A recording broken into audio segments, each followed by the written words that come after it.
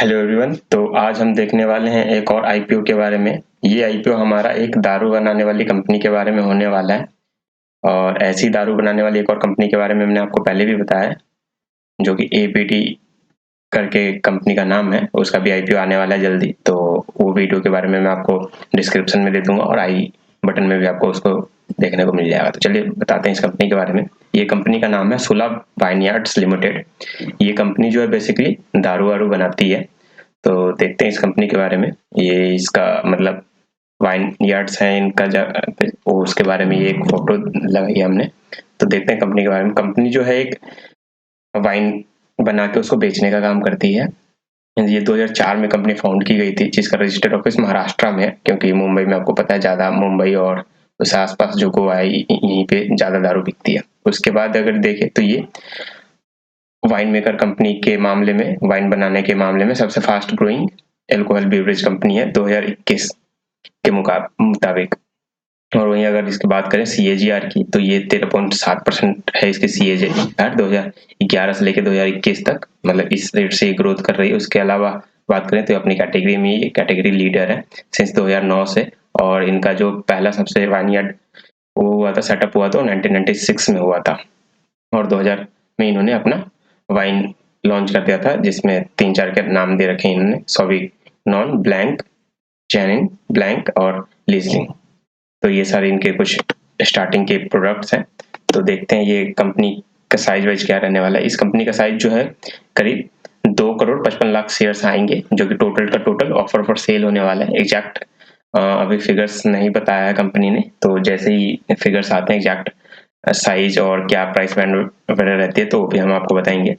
इस कंपनी की जो फाइनेंशियल्स है वो हमारे पास 20, 21 और 22 का डेटा दे रखा है। तो अगर टोटल एसेट्स की बात करें तो हमारे पास 831 करोड़ का टोटल एसेट था 2020 में। फिर ये 751 करोड़ का हुआ, फिर 785 करोड़ का। फिर वही बात करें टोटल रेवेन्यू की, पहले 523 करोड़ था, फिर 421 करोड़, फिर 456 करोड़। फिर प्रॉफिट आफ्टर टैक्स, ये पहले 20 में लॉस में थे 15 करोड़ के, फिर 3 करोड़ का प्रॉफिट, फिर 52 करोड़ का प्रॉफिट। तो सारी चीजें कहीं ना कहीं इंक्रीज हो रही है।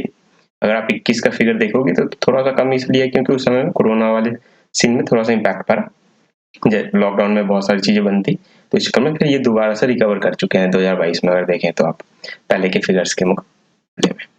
वहीं अगर हम बात करें तो कंपनी ने कुछ अपने टैक्स प्रोसीडिंग्स वगैरह डीआरएचपी में बताए हैं, जैसे कि कंपनी के ऊपर में डायरेक्ट और इनडायरेक्ट टैक्स का टोटल 8 करोड़ के आसपास का टोटल कंपनी पे टैक्स प्रोसीडिंग्स चल रही है।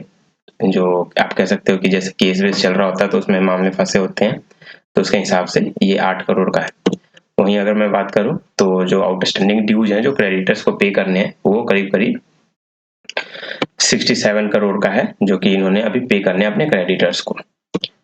और वहीं अगर बात करें तो इंडियन वाइन मार्केट के बारे में भी बताया गया है। डीआरएचपी में इन्होंने बताया है कि कैसे क्या मतलब वाइन की मार्केट जो है इंडिया में कैसे कैसे ग्रो कर रही है 2010 से 2025 तक। तो आप देख सकते हो ये मिलियन में केसेस हैं ये सारी चीजें, तो ये भी आप देखना चाहो तो ये भी देख सकते हो। वही अगर मैं बात करूं तो इसके कुछ प्रोडक्ट्स और उसके जो ये जो कंपनी है सोला वाइनयार्ड्स, इसके कौन कौन से प्रोडक्ट्स हैं और क्या उसके रेट चार्ट हैं ये भी उन्होंने बताया। तो ये 4-5 स्पेशल प्रोडक्ट हैं इसके। 16 रसा जिंदा फेल, तो ये 1540 का है, फिर ये वाला 1450 का है, फिर 625 का है, 850 का है। तो ऐसे ऐसे करके ये कई सारे इन्होंने अपने प्रोडक्ट बताए हैं। ये जो बियर के जो प्राइसेस है, ये सारे जो बियर है ये 330 ml की है और वाइन वाली है 750 ml की पैकेजिंग की प्राइस है। वही अगर मैं बात करूं तो इस कंपनी का जो रजिस्ट्रार है ये आपका होने वाला है केफिन टेक्नोलॉजी।